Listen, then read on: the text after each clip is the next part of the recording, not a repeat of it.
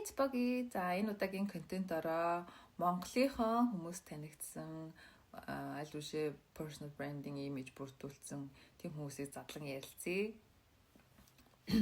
За энэ дээр би доктор профессор Батбаяг багшийг оруулмаар байна. Fashion designer хүний нүдээр харахад багшийн маань бүрдүүлсэн имиж маань үнэхээр personal branding-ийн ялгарлыг бол маш тодор хийсэн байгаа. Түүний хийдэг ажилтай холбоотой түүний бас бусдаас ялгарх онцлогоо яг өөрийнхөө хувцлалтан дээрээ тод өнгийн unconventional accessory хэрэгжилж ингээ ялгаж харагддаг. Тэгээд хүн болгоны ой танд маш сайн үлддэг. Олон хүн яг биеэрээ уулзаагүй ч гэсэн багшийг маш сайн таньдаг болцсон байдаг.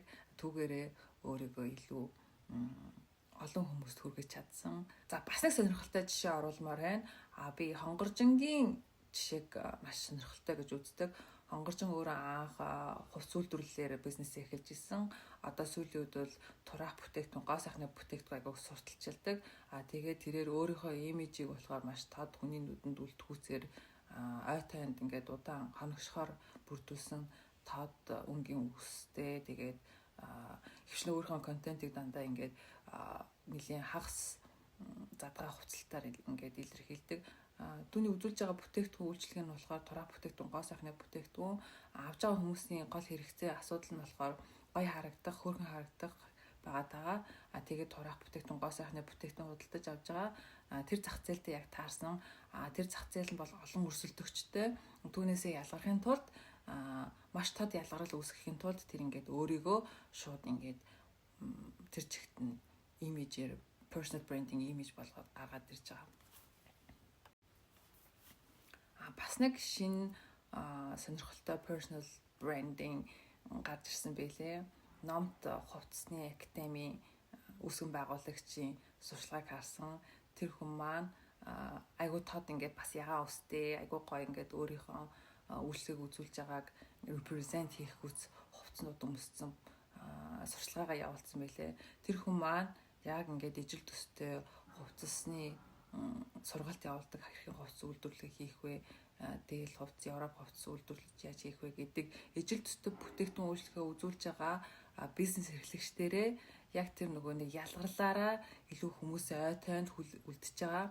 Тэгээд урт хугацаанд яг энэ хിവэрээ ингээ өөрчлөх юм бол хүмүүс бүр тэр хүнийг таньдаг юм шиг болоод дараагийнхаа одоо сонголтыг хийхдээ бусад нөгөө нэг ялгаралгүй байгаа бизнес эрхлэгчээсээ илүүтэйгээр нөгөө нэг танигдсан ой тоонд нь хүлээж үлдсэн байгаа хүнийг сонгох магадлал нь илүү их ихсдэг байгаа. Бас нэг very conventional yet unconventional example ярмаар байна Монголынхоос. Манай шинэ ерөнхий сайд учрал улс төрийн хүн байгаа. Имижтэйгээ холбоотойгоор бүтээгдэхүүн үйлчлэгээ үзүүлэх тийм хэрэгцээ байхгүй. Гэхдээ түүний хийж байгаа ажилтай холбоотой хүмүүст хэрхэн итгэл найдвартай харагдах вэ гэдэг талаас илүү personal branding image бүрдүүлэх шаардлага байгаа. Мэдээж зэрэг яг төстэй ажил гүйцэж байгаа хүмүүс бүгд ийм formal стилээрээ хүмүүст одоо ингээд reliability, trust үүсгэж байгаа. Гэхдээ учрал гişүн маань дөнгөж гарч ирээд ингээд publicly нэлээд олон appearance хийснийг харж байхад нөгөө нэг formal хувцлалтан дээрээ айгуу гой тод зангиагаараа бас ялгарлыг үүсгэж илээ.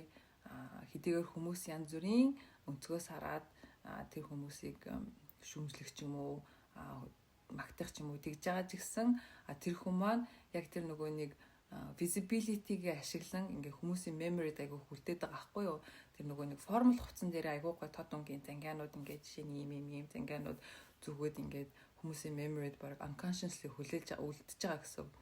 Тэгээд урт хугацаанд дараагийн ажил хэрэгтэйгээ холбоотой одоо сонгож шалгаруулалттай сонгуульд ороод явхад хүмүүс бас тэр хүн ой танд нь үлдсэн байх учраас сонгогдох магадлал ихсэж байгаа гэсэн үг.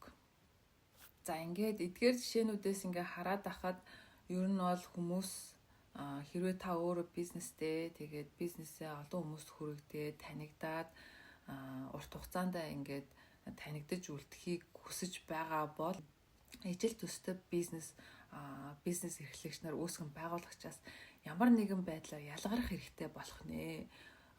Хүмүүсийн ой танд үлдгүүц ялгарал бий болгож өөрийнхөө personal branding image үүсгэснээрээ урт хугацаанд тэр хүмүүсийн ой танд хэдийгээр та биеэрээ уулзаагүй ч гэсэн онлайн social community медиагаар дамжуулаад ингээд таньдаг хүн шиг нь болоод үлдснээрээ нөгөө хүмүүс маань бусад төстэй бүтээгдэхүүн үйлчлэгээнээс илүүтэйгээр таны бүтээгдэхүүн үйлчлэгийг сонгох магадлал улам ихсдэг байгаад байгаа.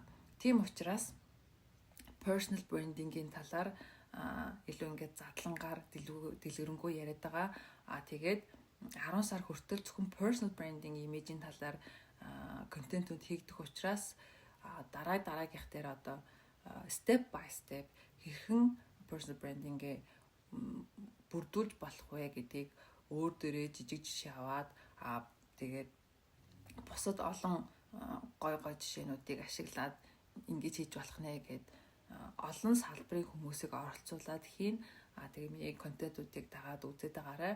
Тэгэх юм бол яг тантай төстэй бизнес үйлчлэгээ хийдэг, эсвэл ажил эрхэлдэг хүмүүс байх юм бол түүнийг хараад тэрний жишээг ингээд тайлбарсныг хараад тэн дээрээс яаж хэрхэн өөрийнхөө бүрдүүлж болох вэ гэдэг гоё мэдээлэлтэй болж авах нэ.